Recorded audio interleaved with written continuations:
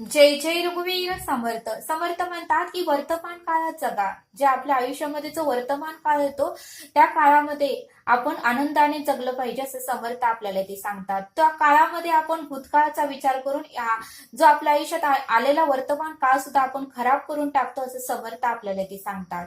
आणि म्हणून समर्थ म्हणतात की जे आपल्याला त्रासामध्ये दुःखामध्ये आपल्याला साथ देतात तेच आपले असतात असं समर्थ आपल्याला ते सांगतात.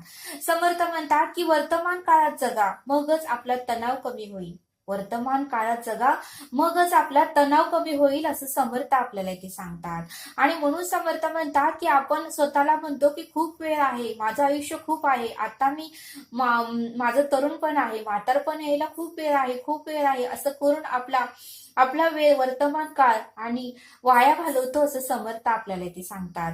आणि म्हणूनच समर्थ आपल्याला एक बोध सांगतात. समर्थ म्हणतात की एक गुरु होते आणि गुरुनी शिष्यांना बोलवलं आणि तो शिष्य एवढा आळसी होता बघा. म्हटले 2 टाइम जेवायचा आणि गुरुने जे काही कामं सांगितली तो करायचा आणि पुन्हा झाडाखाली जाऊन तो झोपायचा.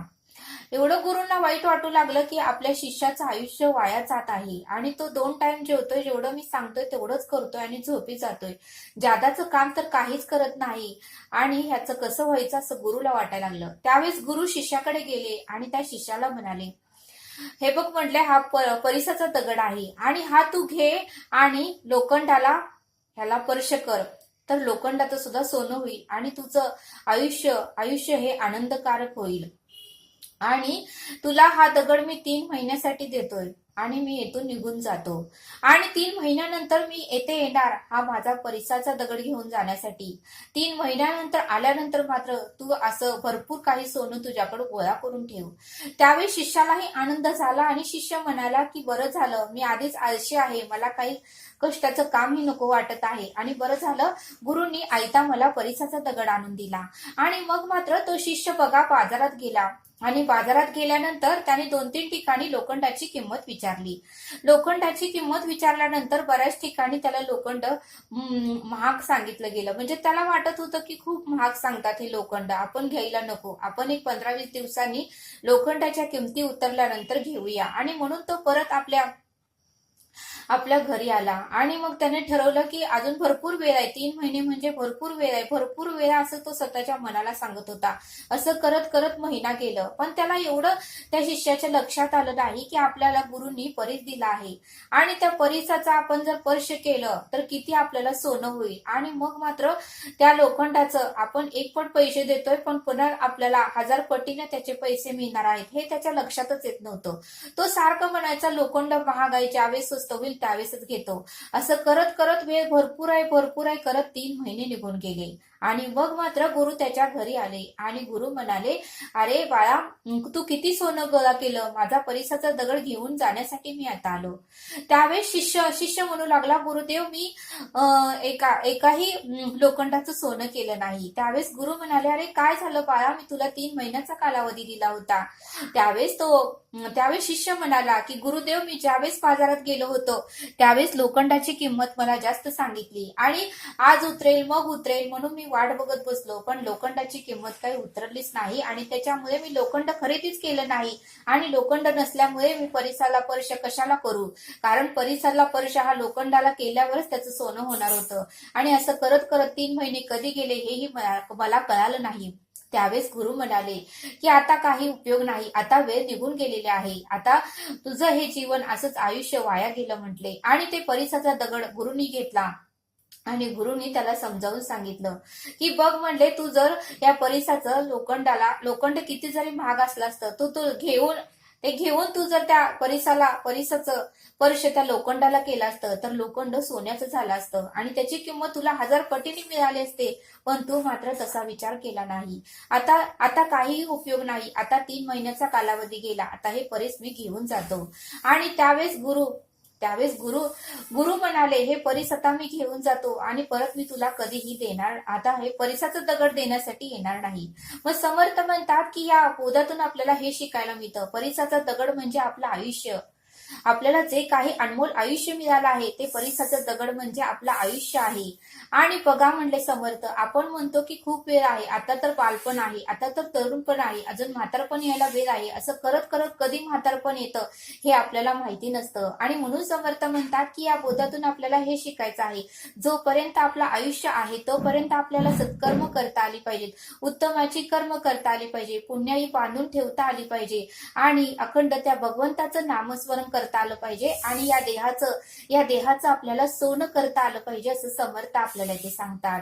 पण एकदा का वेळ निघून गेली, एकदा का आपला मृत्यू समोर आला तर यमाला आपण असं सांगू शकत नाही की माझ्या देहाचं मी सोनं करायचं राहून गेले, मी पैशाच्या नादी लागले, मी लोभाच्या नादी लागले आणि मी असं करत करत माझं आयुष्य वाया गेलं, अजून थोडं आयुष्य मला दे. त्यावेळेस आपल्याला आयुष्य मिळणार नाही असं समर्थांनी आपल्याला या बोधातून समजावून सांगितलं.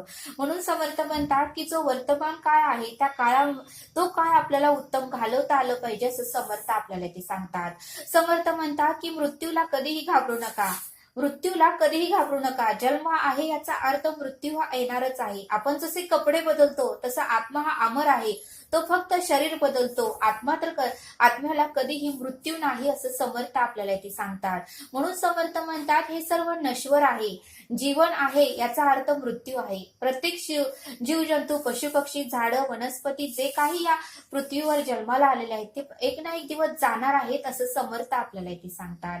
समर्थ म्हणतात की आपल्याला वाटतं की आपलं आयुष्य खूप आहे, पण एकदा लहानपण असतं, नंतर बालपण येतं, नंतर तरुणपण येतं आणि नंतर म्हातारपण येतं. असं करत करत करत आपलं आयुष्य कधी संपून जातं हेही आपल्याला माहिती नाही. आणि म्हणून समर्थ म्हणतात की वर्तमान काळात जगा आणि जो आपल्याला वर्तमान काळ मिळाला आहे तो उत्तम बनवण्याचा प्रयत्न करा असं समर्थांनी आपल्याला येथे सांगितलं. समर्थ म्हणतात की एक साधू राजाच्या महालात गेले आणि राजाच्या महालामध्ये जाऊन त्या राजाच्या पलंगावर झोपले. पलंगावर झोपल्यानंतर राजाला खूप राग आला आणि राजा ज्यावेळेस त्याच्या महालात आले, ज्यावेळेस त्याच्या राजवाड्यात आला, त्यावेळेस राजा तो साधूला खूप बोलू लागला.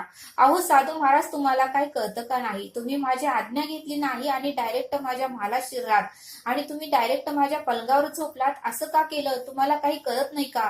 आणि बघा म्हणले तो राजा मोठमोठ्या आवाजात त्या साधूंना बोलू लागला. त्यावेळेस साधूंनी सर्व काही शांतपणे ऐकून घेतलं आणि साधू म्हणाले, हे बघ राजा, तू ज्यावेळेस राजा झाला त्याच्या अगोदर या पलंगावर कोण झोपत होतं? त्यावेळेस राजा म्हणाला, या पलंगावर माझे वडील झोपत होते. मग वडिलांच्या अगोदर या पलंगावर कोण झोपत होतं? त्यावेळेस राजा म्हणाला, वडिलांच्या अगोदर या पलंगावर माझे आजोबा झोपत होते आणि त्यांच्या अगोदर पणजोबा झोपत होते. मग साधू महाराज हे तसंच म्हणाले आणि आता हा पलंग तुझा आहे, या पलंगावर तू झोपतोय, मग तुझ्यानंतर या पलंगावर कोण झोपणार? त्यावेळेस राजा म्हणाला, माझ्यानंतर माझी पुढची पिढी म्हणजे माझा मुलगा झोपणार. त्यावेळेस ते साधू महाराज म्हणाले की मग हा महाल नाही, ही धर्मशाळाच आहे, हा महाल नाही, ही धर्मशाळाच आहे. त्यावेळेस मात्र राजाला काहीच कळेना. त्यावेळेस साधू म्हणाले, अरे मला फक्त एक रात्र काढायची होती, एक रात्र नंतर मी पुढच्या गावाला जाणार आहे. माझा असं ठाव ठिकाणा नसतो, मी प्रत्येक ठिकाणी जाऊन कुठे ना कुठेतरी रात्र काढतो. आज तुझा महाल दिसला, तुझं पलंग दिसला म्हणून मी एक रात्र काढण्यासाठी येथे आला आहे. हा महाल नाही, हा राजवाडा नाही, तर ही एक धर्मशाळा आहे. आपण कोणीही कायमस्वरूपी येथे राहायला आलेलं नाही. जसं तुझ्या पंजोबापासून हा पलंग तुझ्यापर्यंत आला आहे आणि तुझाही कायम नाही, तुझ्यानंतरही तुझ्या मुलाचा होणार आहे आणि तुझ्या मुलानंतरही त्याच्या मुलाचं होणार आहे.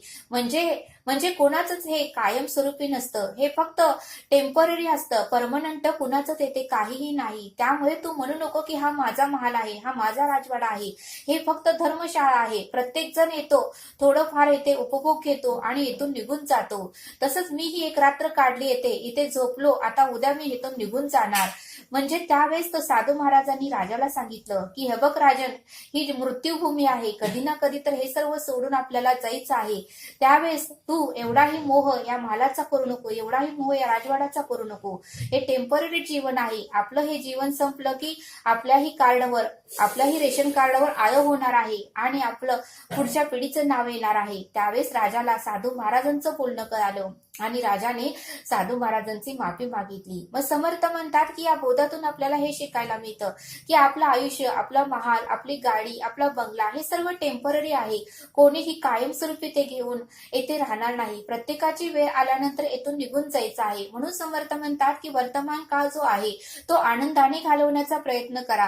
वर्तमान काळामध्ये भूतकाळाचा विचार करून वर्तमान काळ जो आहे तो खराब करू नका, असं समर्थ आपल्याला इथे सांगतात. म्हणून समर्थ म्हणतात की नाशवंत आहे, देह नश्वर आहे. आपलं बालपण निघून गेलं, आपलं तरुणपण निघून गेलं आणि हळूहळू म्हातारपणही निघून जाणार आहे. आणि कधी आपली ज्योत मावेल हे आपण सांगू शकत नाही. कधी आपला मृत्यू येईल हेही आपण सांगू शकत नाही. म्हणून समर्थ म्हणतात की वर्तमान काळामध्ये आनंदाने जगण्याचा प्रयत्न करा आणि वर्तमान काळ उत्तमाचा घालवण्याचा प्रयत्न करा, असं समर्थांनी आपल्याला इथे सांगितलं. तरी आता आपण येथेच थांबू. हा व्हिडिओ आवडल्यास सबस्क्राईब करा. भेटूया पुढील भागात. धन्यवाद. जय सद्गुरू.